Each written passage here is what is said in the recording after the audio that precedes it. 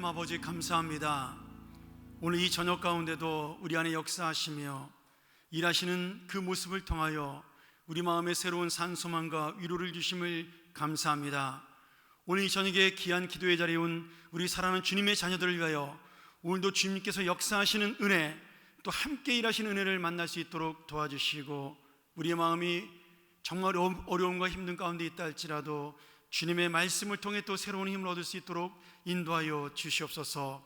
오늘 우리 귀한 선교사님 또 먼 곳에 와서 주의 복음을 전하며 귀한 보고를 하며 우리와 함께 은혜를 나누고자 합니다. 우리가 몸으로 함께 할 수 없으나 저와 함께 기도로 함께하고 마음으로 함께하며 저의 사역 속에 동참함으로 주님의 놀라운 복음을 함께 전하는 동역자로 설 수 있는 귀한 시간 될 수 있도록 인도하여 주시옵소서. 오늘의 시간을 주께 맡기며 예수님의 이름으로 간절히 기도합나이다. 아멘. 우리 오늘 선교사님께서 말씀 전하실 텐데요, 마가복음 3장 1절부터 6절입니다.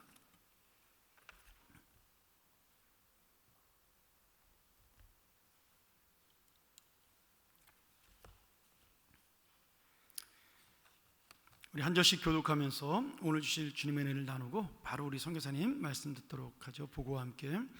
제가 먼저 1절을 봅니다. 예수께서 다시 회당에 들어가시니 한쪽 손 마른 사람이 거기 있는지라.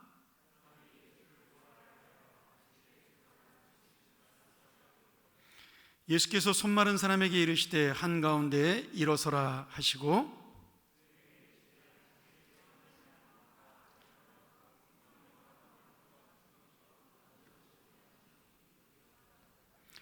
그들의 마음이 완악함을 탄식하사 노하심으로 그들을 둘러보시고 그 사람에게 이르시되 내 손을 내밀라 하시니 내밀매 그 손이 회복되었더라.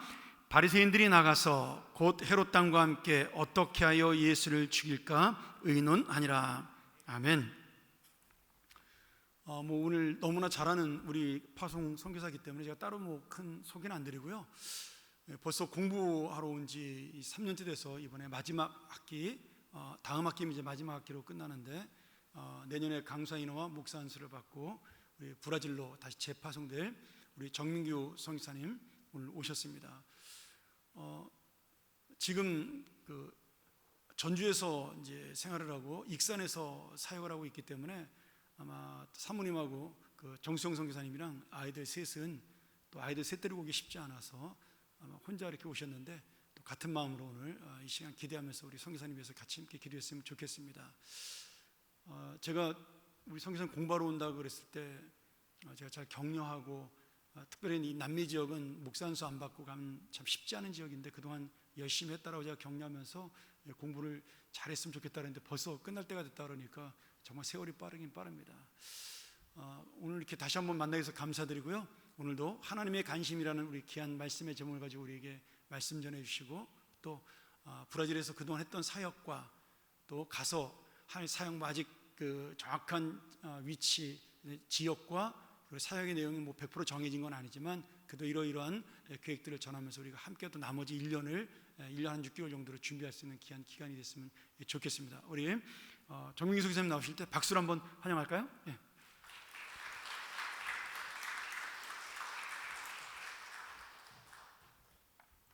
할렐루야, 반갑습니다. 저는 평안교회에 와서 이렇게 선교복을 하거나 그 다음에 설교를 할 때가 되면 참 떨립니다. 다른 데보다도 더 많이 떨립니다. 그래서 오늘도 참 많이 긴장되는 가운데 있습니다.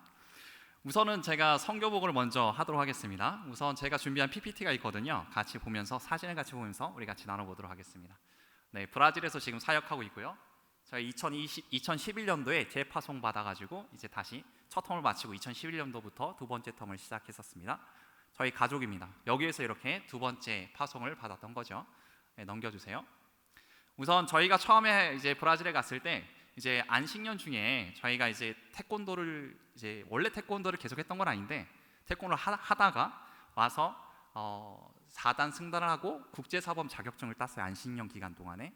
그리고 다시 이제 이걸 가지고 내가 선교의 툴로 사용해야겠다라고 해서 갔었습니다. 근데 처음에 갔을 때는 사역할 곳이 없었어요. 그래서 이 따부앙이라는 지역에 이제 다른 선교사님이 사역하는 데에서 같이 이렇게 도와주면서 사역을 처음에 시작했습니다. 넘겨주세요. 여기거든요. 사실 아무것도 없습니다. 그냥 학교만 하나 있어요. 넘겨주세요. 산속인데 이렇게 처음에는 이제 도복도 입지 않고 가가지고 이제 그 산속에 있는 아이들을 대상으로 이렇게 태권도를 가르쳐줬었습니다. 넘겨주세요. 네, 이렇게 넘겨주세요. 네, 저기 지금 있는 게 저희 막둥이에요. 저희가 여기에서 처음에 두 번째 파송을 받을 때 저희 애가 100일이 안 됐을 때예요. 셋째 아이가 안식년 때 임신을 해가지고 한국에서 낳았었죠. 넘겨주세요. 이렇게 사역을 했었습니다. 넘겨주세요. 네, 넘겨주세요. 그리고 이제 아내는 거기에서 한글을 같이 가르쳐 줬었어요.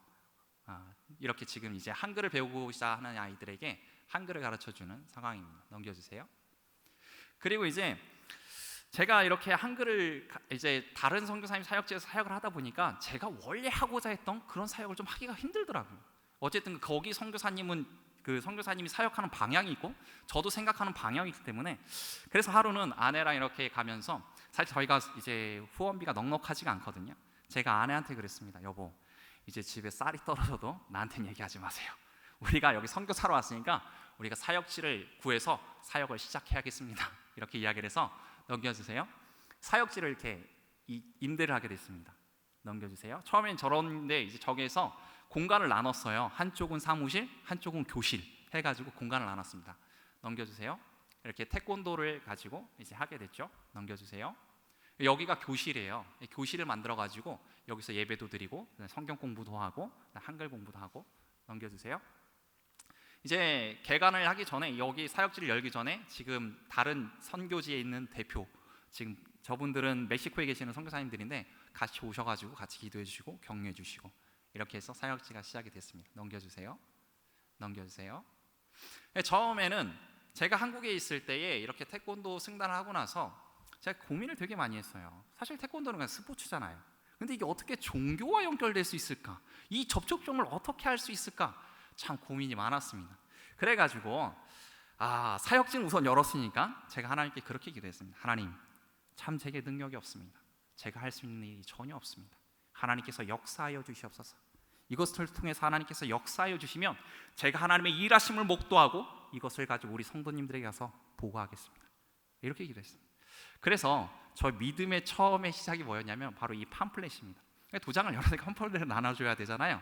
그래서 처음에는 저기 태권도를 시간을 정해놓고 그다음에 두 번째 노란색은 한글을 한다라는 거예요. 그다음에 세 번째는 토요일 날에는 성경 공부가 있습니다. 이렇게 적어놓은 거예요. 그게 이거 뿌린 거예요. 그냥 계속해서. 넘겨주세요. 이제 태권도를 통해서 어떻게 사역이 됐는가 한번 보도록 하겠습니다. 넘겨주세요. 처음에는 이제 이걸 뿌리니까 이제 친구들이 조금씩 모이기 시작하더라고요. 넘겨주세요. 그래서 이렇게 이제 태권도를 하게 되었습니다. 넘겨주세요. 이 브레노라는 친구거든요. 사실 이 친구는 굉장히 가난한 친구예요. 그러니까 지금은 이제 부모님이 이혼을 했는데 아버지가 알코올 중독자이고 집안에 사실 집에 딱 들어가면 별게 없어요. 그러니까 그 의자 하나만 있고 뭐 이런 집에서 살아서 사실 태권도가 우리나라 검도처럼 브라질에서는 굉장히 고급 스포츠입니다. 비싼 스포츠예요.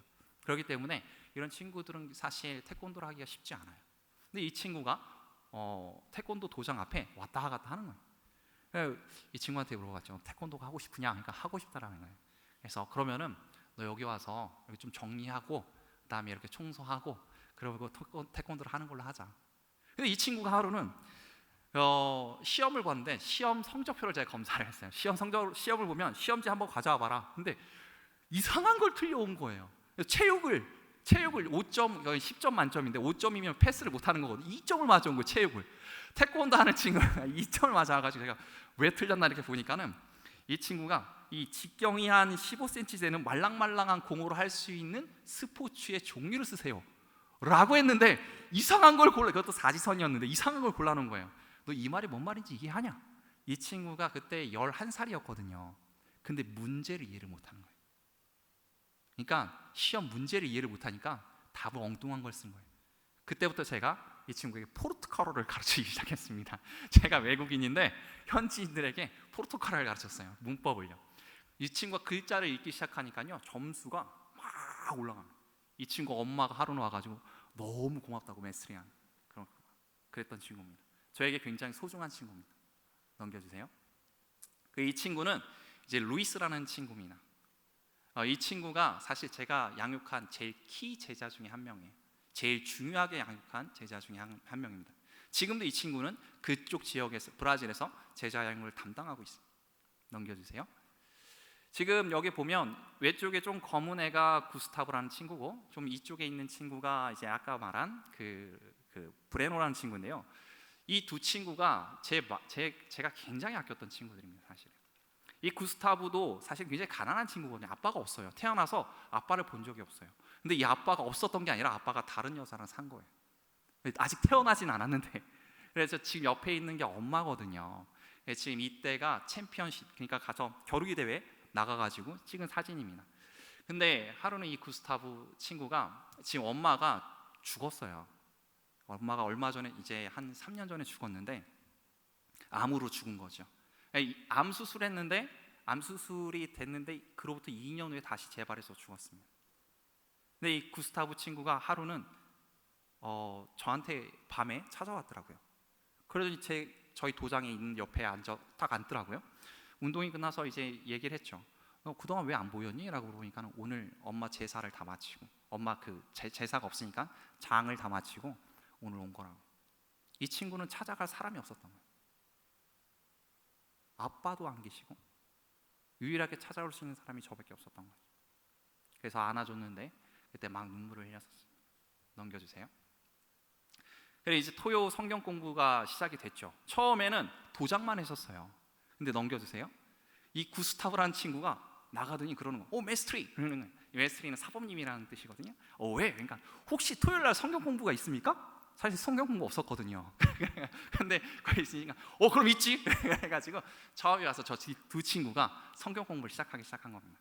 그래서 지금 보면 이제 그 다리에와를 가지고 이제 복음을 전하고 있는 상황입니다. 넘겨주세요.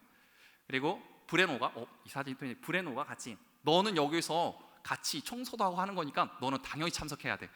너는 선택 사항이 없어. 반드시 참석해야 돼. 그래서 같이 성경 공부에 참석했었습니다. 넘겨주세요. 그리고 점점 많아집니다. 아이들이 막 점점 엄청 오기 시작해요.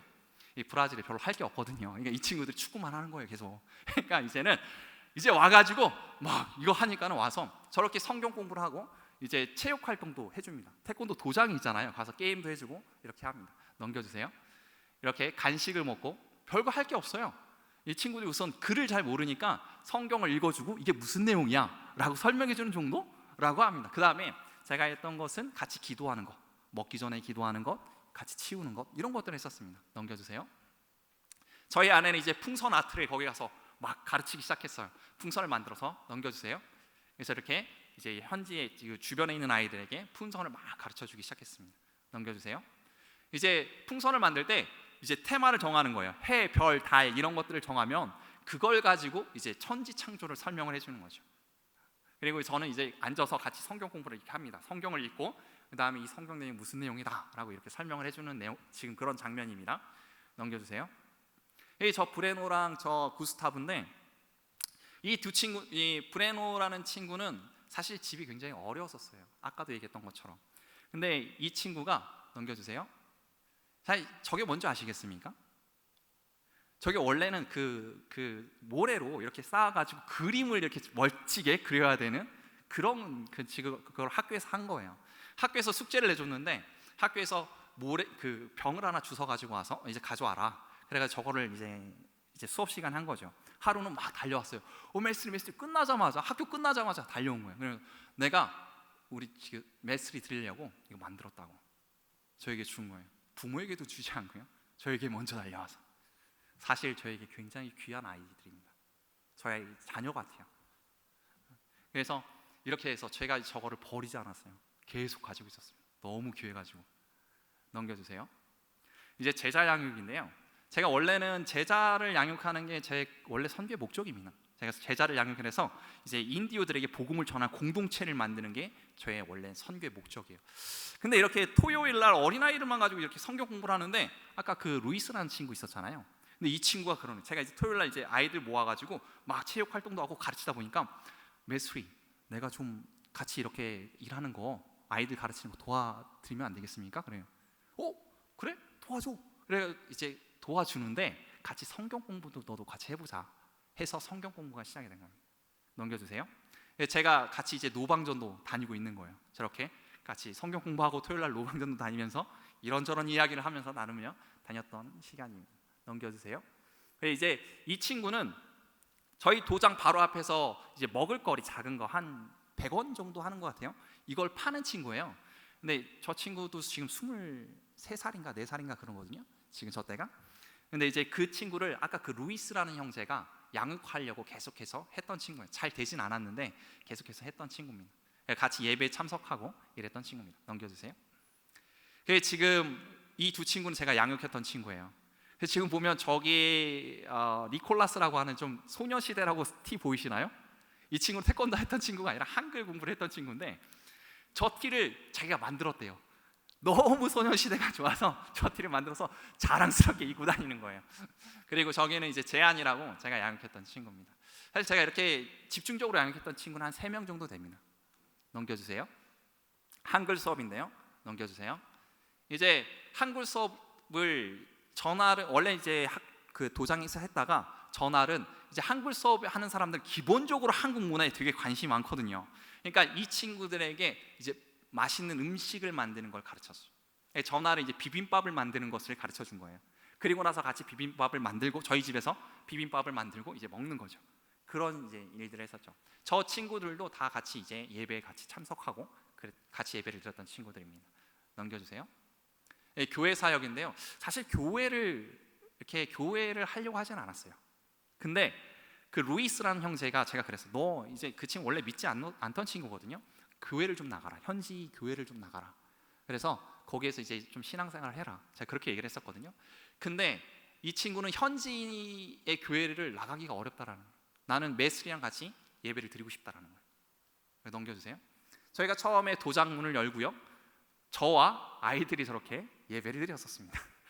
제가 앉아서 기타 치고 찬양하고 그 다음에 말씀을 전할 때면 넘겨주세요. 아이들은 이제 잡니다. 거의 뻗습니다. 그러면은 아내랑만 이렇게 같이 말씀을 나누고 예배를 끝냈던 거죠. 이렇게 예배를 하니까 이 루이스란 친구가 알고 있었던 거예요. 예배를 드린다는 것을. 그래서 우리랑 같이 예배를 드리고 싶다. 주일날에 다른 데 가는 것보다 여기서 드렸으면 좋겠다 해서 예배가 시작이 됐습니다. 넘겨주세요. 그리고 이제 예배에 참석했던 친구들인데요. 사실 더 있습니다. 더 있는데 전날 이제 사진을 찍을 때는 저 친구들밖에 없었던 거죠. 아까 한글 공부할 때 있었던 친구들, 제자여행 할 때 있었던 친구들 다 예배에 참석했던 친구들이죠. 넘겨주세요. 이제 이것은 저희가 개인적으로 했던 사역, 저희가 주로 했던 사역이고요. 제가 이제 브라질에 있으면서 남미랑 아프리카 대표로 있었거든요. 대표로 있으면서 한 5년을 대표로 사역을 했었습니다. 넘겨주세요. 이제 저희 남미 아프리카 지역의 선교사님들이에요. 같이 모여서 지역 전략 회의를 합니다. 우리는 이렇게 이 지역을 선교하자. 사실은 이 내용이 뭐 그냥 저희들끼리 회의하는 내용일 수 있겠지만 사실은 그 현지인들에게는 어떤 신앙의 방향이 정해질 수도 있는 굉장히 중요한 어떤 회의들이죠. 그래서 이걸 전략 회의라고 해서 저희는 전략 회의를 1년에 한 번씩 모입니다. 제가 대표로 있으면서 이 전략 회의를 주관하는 게 저희 주요 업무고, 그다음에 또 하나는 이제 저희 지역 선교사님들이 모여서 했던 공동체 사역이 있습니다. 그것을 제가 준비하는 것이 저희 업무였습니다. 넘겨주세요. 저희 선교사님들이세요. 참 멋있는 분들이죠. 넘겨주세요. 같이 이렇게 전략 회의를 했었습니다. 넘겨주세요. 그리고 이제 선교 남미라는 것을 준비를 해서요. 그 지역의 1.5세 한인 1.5세와 그다음 현지인들을 대상으로요. 이 선교에 대한 비전을 막 심어줍니다. 그래가지고 헌신하는 친구들 선교사로 보내기도 하고요. 훈련시키기도 합니다. 넘겨주세요. 그래서 지금 이게 선교 남미를 진행 중입니다. 아까 우리 남미에 계시는 선교사님들이 모여서 이런 전략, 그러니까 이런 것들을 계획을 하고 기획을 하고 이제 하는 거죠. 넘겨주세요. 네, 넘겨주세요. 이제 강사들을 청빙을 해서 넘겨주세요. 강사님들이죠. 넘겨주세요. 그래서 이렇게 강사분들과 같이 이렇게 사역을 이제 이 트레이닝을 진행을 합니다. 넘겨주세요. 넘겨주세요. 선교남미에 찍은 사진이에요. 저기 현지인들도 있고 한국인들도 있고 이렇게 모여서 같이 이런 사역을 하게 됩니다. 넘겨주세요. 저희 가족입니다. 저희는 사실 앞으로 이제 선교지를 저 지역으로 저기는 이제 모디다스 크루지스라는 지역이거든요. 저쪽으로 가진 않을 거예요 아마. 저희는 지금 히오 쪽으로, 리오데자네이로 쪽으로 가려고 생각을 하고 있는데 사실 정확하게 사역지가 정해지진 않아요. 저희가 그렇게 계획만 하고 있는 거예요. 근데 그쪽으로 가서 사역을 이제 진행을 하려고 생각을 하고 있습니다. 구체적으로 무슨 사역을 할 것인가? 사실 저희는 제자화된 공동체를 통해서 브라질에 있는 그 인디오들이 브라질 전역에, 이 아마존뿐만이 아니라 브라질 전역에 퍼져 있는데, 이들을 섬길 수 있는 전문적인 선교 단체를 만드는 게 저의 목적입니다. 제자화를 통해서요. 제자화된 공동체를 통해서 이들에게 복음을 전하는 게 저의 목적입니다. 제가 도장의 문을 딱 닫고 루이스라는 그 아까 처음에 양육했던 친구에게 그랬습니다. 이제 나는 한국에 돌아가서 공부해야 된다. 공부하려고 이제 한국에 돌아갈 것이다. 그러면서 이 도장에 이제 문을 닫을 건데, 우리의 비전은, 나의 비전은 이렇게 아마존 인디오들을 선교할 수 있는 공동체를 만드는 것이 나의 비전인데, 이 지역에서는 너가 앞으로 제자화를 통해서 공동체를 만들어라. 그리고 지금 남아있는 친구들을 잘 양육해라. 그래서 나중에 우리가 네트워킹을 해서 하나의 그 인디오들에게 복음을 전할 수 있는 하나의 선교 단체를 만들자 라고 해서 지금 루이스 형제가 열심히 하고 있습니다. 제가 이 친구에게 그랬어요. 너가 육체적으로는 너의 아버지가 너를 낳았겠지만 영적으로는 내가 너를 낳았다. 사실 별말 아니거든요. 근데 이 친구가 이 말을 듣더니 눈물을 막 흘리더라고요. 아주 귀한 형제입니다. 네, 저희 가정을 위해서 기도해 주시기 바랍니다. 네, 이제 선교 보고는 여기까지 하도록 하고요. 오늘 본문을 잠깐 우리 같이 말씀을 나누도록 하겠습니다. 오늘 본문에 아주 중요한 예수님의 그 질문이 하나 등장을 합니다. 4절인데요. 우리 4절 한번 보도록 하겠습니다. 4절을 보시면 안식일에 선을 행하는 것과 악을 행하는 것, 생명을 구하는 것과 죽이는 것, 어느 것이 옳으냐 하는 질문입니다. 여러분 아마 여기 계신 분들이 아실 거예요. 저는 대학생 때부터 노방전도를 굉장히 열심히 했습니다. 정말로 정신 나간 사람처럼 노방전도를 했었어요. 제가 대학교 다닐 때부터 그 다음에 선교사 나갈 때까지 한 6년 정도 있었거든, 시간이. 근데 그 중에 1대1로 이렇게 만나서 전도한 사람이 한 3만 명 이상 됩니다. 어림잡아도 3만 명 이상 됩니다. 별로 놀라지 않으시네요. 알고 있었어? 그런 건가요? 그래서 학교가 끝나면요, 저는 전도하러 갔습니다. 저는 수업 중간에 휴식 시간이 있으면, 쉬는 시간이 있으면 전도하러 갔습니다. 회사 다닐 때도 회사 끝나면 여기 시청역에서, 그 다음에 저기 그 서울역에서 저는 전도했습니다. 10시가 돼도 전도하고요, 술 취한 사람들에게도 전도하고요, 저는 계속해서 전도했습니다. 여러분, 제가 왜 이렇게 미친 듯이 전도를 했을까요? 사실 저는 이렇게 하면 예수님이 빨리 오실 거라고 생각을 했었어요. 이 천국 복음이 땅 끝까지 전파되어져야 하리니 그제서야 끝이 오리라 라는 말씀 때문에 저는 이렇게 하면 예수님이 빨리 오실 거라고 생각을 했던 거예요. 제가 학교 다닐 때요, CCC 같은 단체는요, 이런 우리 시대에 그리스도의 계절이 오게 하자라는 슬로건을 가지고 굉장히 전도를 열심히 했었습니다. 사실 이런 대학생 선교 운동은요, 미국의 2차 부흥 운동이 끝난 다음에 그 결과로 나타나게 됐던 거거든요. 그래서 이 대학생들이 막 불같이 일어난 거예요. 우리가 전도하고 막 우리 시대에 그리스도의 계절이 오게 하자면서 불같이 일어났었습니다. 근데 이 학생 선교 단체들의 특징이 뭐냐면 전도를 굉장히 열심히 한다는 거예요. 근데 이 우리 시대에 그리스도의 계절이 오게 하자라는 말을 곰곰이 생각해 보면 한 가지 커다란 오류가 있습니다. 이 말은 예수님의 재림을 우리가 컨트롤할 수 있다는 말이에요. 인간이 하나님을 컨트롤할 수 있다라는 말입니다. 우리가 전도를 하면 예수님의 재림이 오고, 우리가 전도하지 않으면 예수님의 재림이 오지 않는다라는 말이에요.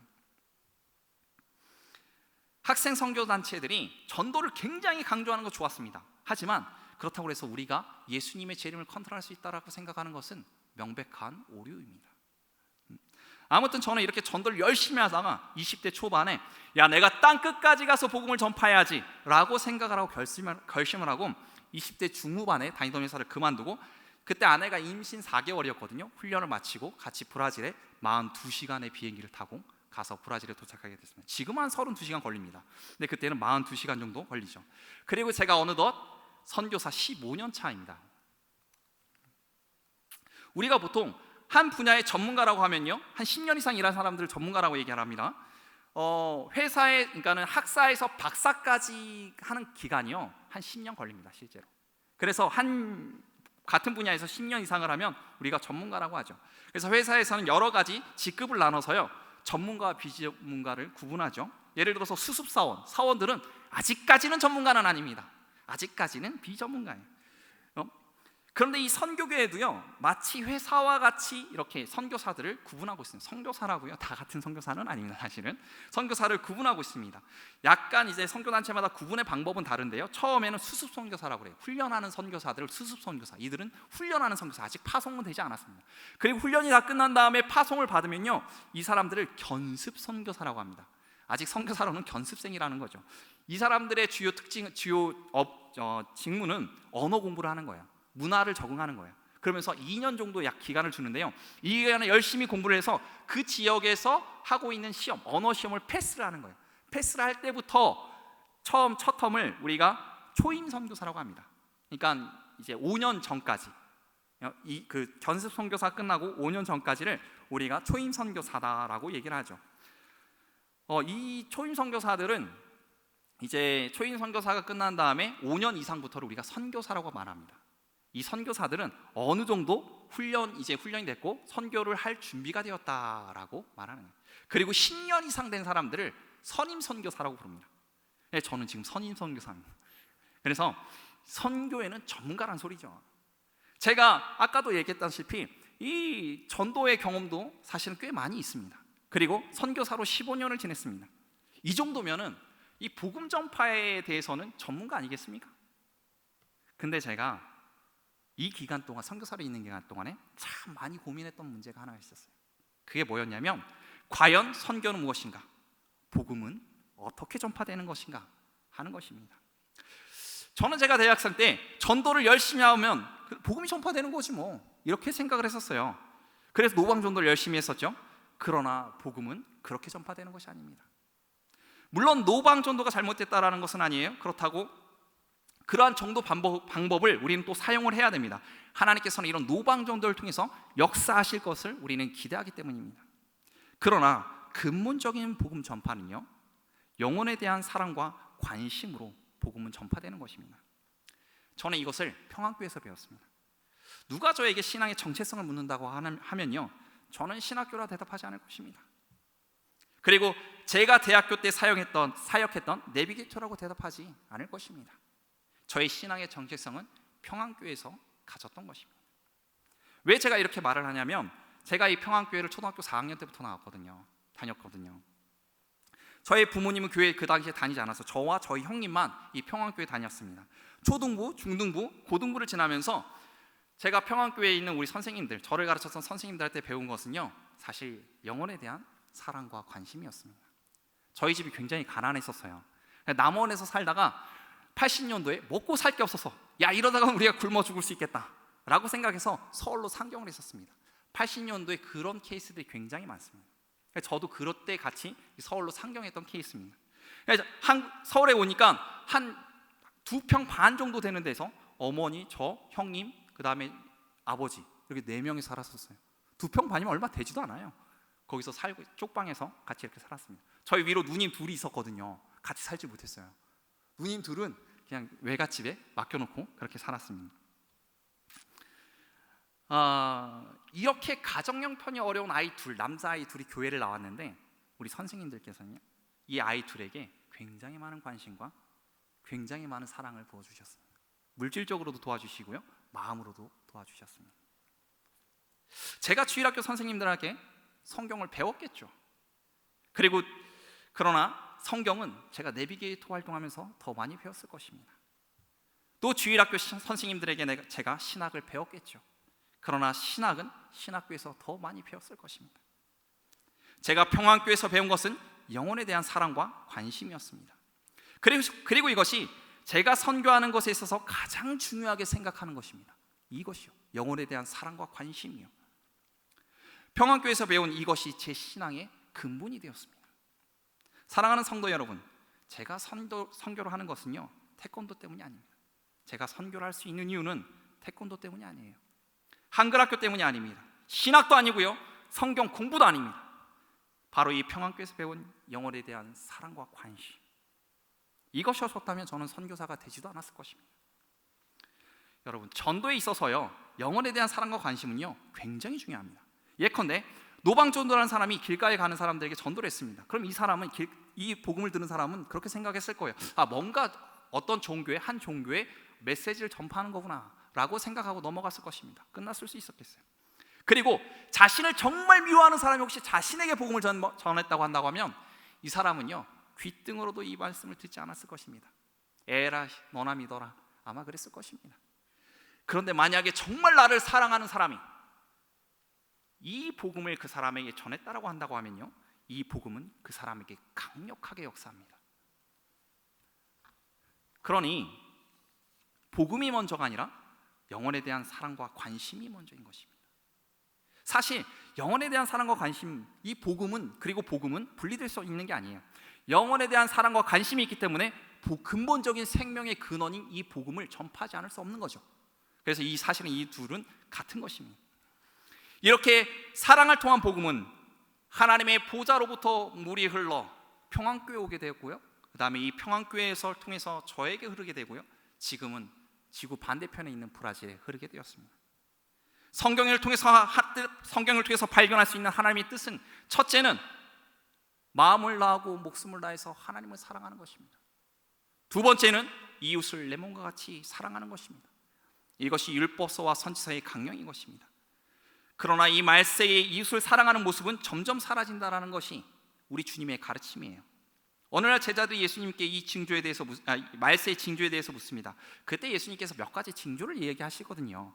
근데 불법이 성함으로 많은 사람들의 사랑이 식어지리라 라는 것이 주님의 가르침입니다. 말세에는 사랑이 없다, 사랑이 보기 힘들다 라고 가르치는 것이죠. 누가 뭐라고 하여도 지금 우리는 말세를 살아가는 것을 우리는 부인할 수 없습니다. 그러면 우리는 이 사랑을 잃어버린 세대를 뭐라고 평가할 수 있겠습니까? 이 세대는 극도로 개인주의적인 삶을 살아가고 있는 세대입니다.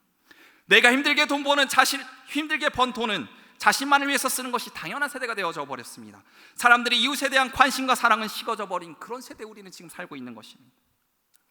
나만 아니면 된다는, 혹은 나만 잘 살면 된다라는 그런 생각이 우리 안에 너무나도 익숙해져 버린, 우리는 그런 세대에 지금 살고 있는 것입니다. 마치 부자가 자신을 위해서는 매일같이 잔치를 베풀면서 저 미문 앞에서 굶어 죽어가고 있는 나사로는 죽든지 말든지 아무런 관심이 없는, 하나님의 보시기에 지금 이 세대는 그런 세대인 것입니다. 허면 교회는 어떻습니까? 교회는 하나님의 뜻을 쫓아서 이웃 사랑하기를 실천하고 있습니까? 그렇다면 우리 한국에 교회가 이렇게 많은데 아직도 결성 과정이 있다는 것이 말이 됩니까? 밥을 먹지 못하는 아이가 있다는 것이 말이 됩니까? 절대적으로 필요한 물건을 사지 못하는 사람들이 있다는 것이 말이 되냔 말입니다. 교인 수만 늘리면 된다는, 복음만 전하면 된다는, 지금 교회는 그런 생각을 가지고 있지는 않습니까? 그러나 우리가 분명하게 기억해야 되는 것은요, 복음은 영혼에 대한 사랑과 관심을 타고 올라가는 것입니다. 이같이 너희 빛을 사람에게 비추게 하여 저희로 너희 착한 행실을 보고 하늘에 계신 너희 아버지께 영광을 돌리게 하라. 우리 전하는 복음 때문에 하늘에 계신 아버지께 영광을 돌리는 것이 아닙니다. 우리가 하는 선을 통해서 세상 사람들은 하늘에 계신 아버지께 영광을 돌리게 되는 것입니다. 현 시대의 교회들은 정말 이 극도로 개인주의적인 이 세대의 빛과 소금의 역할을 감당하고 있습니까? 아니면 이 시대의 교회는 오늘 등장하는 회당 사람들처럼 마치 자신의 유익만을 구하고 있는, 그러고 있지는 않습니까? 오늘 본문 말씀은 그렇습니다. 예수님께서 안식일에 회당에 들어가시는 거예요. 거기 손 마른 사람이 한 명 있었습니다. 평소에 예수님께서는 많은 병자들을 고치셨어요. 그래서 예수님의 모습을 알고 있던 사람들이 안식일에 손 마른 사람을 고치나 안 고치나 이렇게 지켜보고 있는 것입니다. 마가는 3장 1절에 예수께서 다시 회당에 들어가, 이 다시라는 말을 통해서 2장의 내용과 연결을 시키고 있는 것을 우리는 알 수가 있습니다. 이 앞에 본문 내용은 바로 그거예요. 제자들이 안식일에 이삭을 자른 내용이거든요. 그래서 바리새인들이 예수님과 제자들을 보고 안식일을 범하였다라고 이야기를 하는 것입니다. 마가는 이 안식일을 범한 이 내용 그대로를 가져와서 지금 유대인들이 지금 이 회당에 있는 사람들이 계속해서 안식일을 범하는 데에 관심이, 예수님이 안식일을 범하나 안 범하나에 관심을 가지고 있다는 것을 말을 하고 있는 것입니다. 그래서 안식일에 손 마른 자를 고쳐주는가, 그래서 안식일을 범하는가 혹은 범하지 않은가, 이것이 지금 회당에 모여있는 사람들의 주요 관심사인 것입니다. 여러분, 그러나 우리가 생각을 해봅시다. 만약에 이 손 마른 사람이 자신이라고 생각을 해봅시다. 이 손 마르다라는 말은요, 에크세라메네라는 말입니다. 그래서 이 헤크세라메네라는 말은 말리다라는 뜻이죠. 그러니까 말라지다라는 뜻입니다. 사실 우리가 이 말을 통해서 생각해 볼 수 있습니다. 이 사람은 선천적으로 손이 말랐던 사람이 아니에요. 원래 정상적인 사람이다가 나중에 손이 말라지게 된 사람이다라고 우리는 유추해 볼 수가 있습니다. 여기 계신 분들 중에 혹시 팔에 기부스 해본 적이 있으십니까? 아니면 다리 한번 기부스를 해보신 적이 있으십니까? 얼마나 불편한지 모릅니다. 근데 이 사람은 지금 건강했다가 손이 마른 거예요. 얼마나 불편하겠어요. 얼마나 예수님께서 나의 손을 만져주셨으면, 나를 낫게 해주셨으면 간절히 바라고 있겠습니까?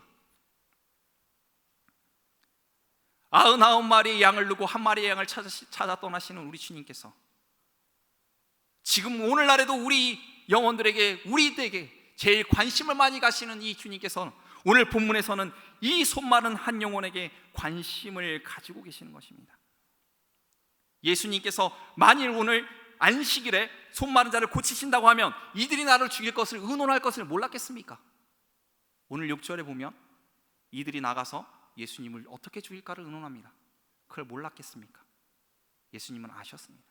그럼에도 불구하고 예수님께서는 이 손 마른 자를 고치실 수밖에 없는 것입니다. 왜냐하면 그 영혼에게 관심이 있었기 때문에. 예수님의 관심은 온통 그 사람에게 있었던 것입니다. 그래서 예수님께서는 이 사람들 가운데서 일어서라고 말합니다. 그리고 사람들에게 묻습니다. 안식일에 선을 행하는 것과 악을 행하는 것, 생명을 구하는 것과 죽이는 것, 어느 것이 옳으냐? 라고 질문을 하는 것입니다. 여러분, 이것이 어려운 질문입니까? 길에 지나가는 아이에게 한번 물어보십시오. 그런 아이들도 대답할 수 있는 쉬운 질문입니다. 그런데 이런 예수님의 질문 앞에서도 사람들은 아무 말 없이 그저 잠잠하게 있는 것입니다. 이 불쌍한 사람이 눈앞에 서 있는데도 불구하고 여기 있는 사람들은 하나님의 말씀을 듣겠다고 나온 사람들 아닙니까? 하나님의 말씀을 듣겠다고 회당에 모인 사람들이 아니냐 말이에요. 이 사람들에게는 그 불쌍한 사람의 인생 따위는 전혀 관심도 없는 것입니다. 또한 하나님의 말씀도 그들에게는 아무 상관이 없었습니다. 그저 예수님께서 자신들에게 세운 율법에 범하는가, 율법을 범하는가 범하지 않는가, 그래서 예수님을 죽일 방법, 꼬투리를 잡아서 예수님을 죽일 방법, 그것에만 관심이 있었습니다. 여러분, 유대인이 회당에 가는 이유가 무엇이겠습니까? 오늘날 우리가 교회 오는 것과 동일한 이유입니다. 여러분은 왜 교회 오십니까? 하나님의 말씀을 듣고 깨닫고 그리고 실천하는 삶을 살겠다라는 거 아닙니까? 그러나 오늘 본문에 등장한 유대인들은 전혀 그런 것이 관심이 없어 보입니다. 하나님의 말씀을 듣고 깨닫고 실천하는 것에는 전혀 관심이 없어 보입니다. 그들의 관심은 영혼에 대한 관심도 없어 보이고요, 하나님의 말씀에 대한 관심도 없었습니다. 오로지 자신의 삶의 안녕과 자신들의 이념에만 관심이 있어 보입니다. 오늘날 우리들의 교회는 어떻습니까? 오늘 성경에서 우리 주님께서는 그런 행동을 보시고 완악하다 라고 결론을 내리신 거예요. 그런 그들의 완악함을 보시고 탄식하시고 노하신 것입니다. 안식일에 생명을 구하는 것과 죽이는 것, 어느 것이 옳으냐? 우리 주님께서는 이 한 영혼의 아픔과 삶에 관심이 있었습니다. 다른 무엇도 아니고. 그러나 그래서 이 한 영혼을 살리고자 하셨습니다. 그러나 회당에 있는 사람들은요, 예수님을 오직 죽이는 것에만 관심이 있었습니다. 이들은 정말 하나님의 말씀을 사모하여 하나님의 말씀을 듣기 위해 회당에 모인 사람들이 맞습니까? 여러분들이 보시기엔 어떻습니까? 그렇다면 우리 교회의 모습을 한번 돌아봅시다.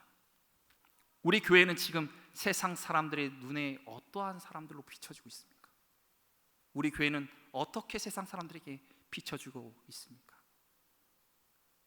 이 어두운 세상에 한 줄기 빛도 없는 이 캄캄한 말세를 살아가는 사람들에게 우리는 정말 빛이 되어주고 있느냐 라는 것입니다. 이같이 너희 빛을 사람에게 비추게 하여 저희로 너희 착한 행실을 보고 하늘에 계신 너희 아버지께 영광을 돌리게 하라. 지금 교회는 이 극도로 개인주의적인 세상을 살아가면서 어려운 이웃을 찾아보고 돌아보려고 노력하고 있는 것입니까? 아니면 그저 이 지금 회당에 모인 이 사람들과 같이 이런 것에는 아무 관심도 두지 않고 그러고 있지 않습니까? 우리가 그리스도 이름으로 이웃에게 사랑과 관심으로 선을 베풀 때 복음은 전파되어져 가는 것입니다. 우리가 세상에 전하는 이 복음의 메시지는 우리가 세상에 어떤 존재로 인식되고 있느냐에 따라서 복음이 전파될 수도 있고 복음이 전파되지 않을 수도 있는 것입니다. 세상의 모든 사람이 자신을 위해서만 산다 하여도 우리 성도들은 과감하게 이런 것을 거절해야 합니다. 하나님의 뜻을 따라서 과부를 돌아보고 고아를 돌아보고 선을 행함으로써 그리스도의 빛을 사람에게 비추어 그들로 하나님께 영광을 돌리게 하는 신실한 성도의 삶을 살아야 하는 것입니다. 교회를 향하신 하나님의 명령은 첫째, 하나님을 마음과 목숨을 다해서 사랑하고, 둘째, 이웃을 내 몸과 같이 사랑하라. 이웃 사랑의 실천은 하나님의 명령입니다. 그러니 이웃을 돕는 일은 성도들에게는 선택사항이 아니라는 말이에요.